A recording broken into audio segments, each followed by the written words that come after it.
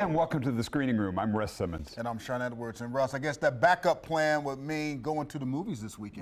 But it depends on if you're a 7-year-old. Okay, talk Now, about it. if I were a 7-year-old, I'd be anxiously awaiting the arrival of the latest Transformers movie. But you're not. No, but while the 7-year-old in me still gets a bit of a kick out of all the dazzling robotic visuals on display, it's the 7th entry in the Transformers franchise, Rise of the Beasts.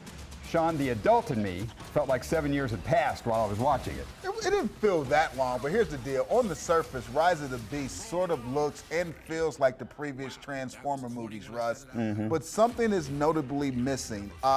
Director Michael Bay. Now, the visuals are still impressive, but that Michael Bay feel, which I can't quite explain, is gone. I mean, trust me, people, it's gone. Now, the same issues remain.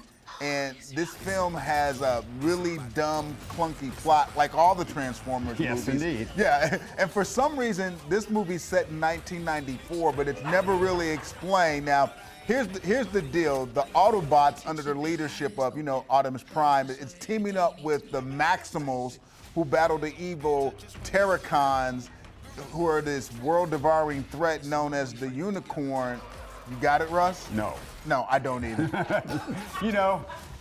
Just looking at these visuals, you can see that it's interesting in that respect. But what's a Maximal? Yeah, exactly. It has a relatable human cast that includes Anthony Ramos and Dominique Fishback, but the plot and dialogue are as mechanical as those robot warriors. What I'm waiting for is someone who's creative, who can transform the Transformers into something fresh. That's 7 tries. Yeah, right. And by the way, the next installment is due in the fall of 2024, and it's a crossover with the G.I. Joe universe. Hasbro Toys says, cha-ching! Yeah, I know. They're doing all these crazy things. But like you said, I did like Anthony Ramos and Dominique Fishback, but Russ, they are so wasted, it should be a crime. But most people aren't checking for this movie for the human talent, which is why the Maximals and the Autobots are voiced by the A-list stars. Yeah. Michelle Yeoh, Pete Davidson, Peter Dinklage, and Ron Perlman. Where does Rise of the Beast rank? Well, it's not the best, but it's definitely not the worst of the Transformers. For sure. And the 7-year-old in me, and this is a stretch, will give it 3 popcorn bags. Well, the 7-year-old and the grown man in me will also give it 3 popcorn bags. You can see all of our reviews and interviews with Hollywood's biggest stars at fox4kc.com/screening room. I didn't even know the Maximals existed. They're like apes and birds and what was that, a cougar, jaguar?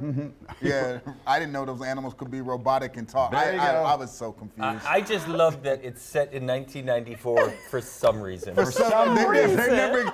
I think they said in 94 so they could play cool hip-hop music. That was my only explanation, because they did, but the rest made no sense. It was just 1994. I felt you on that Michael Bay, though. Yeah, No, I know. Yeah, I like Mike Bay. Didn't he do The Rock?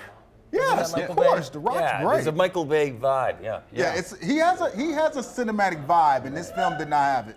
All right, thanks, guys. That was fun, guys. All right, staying in the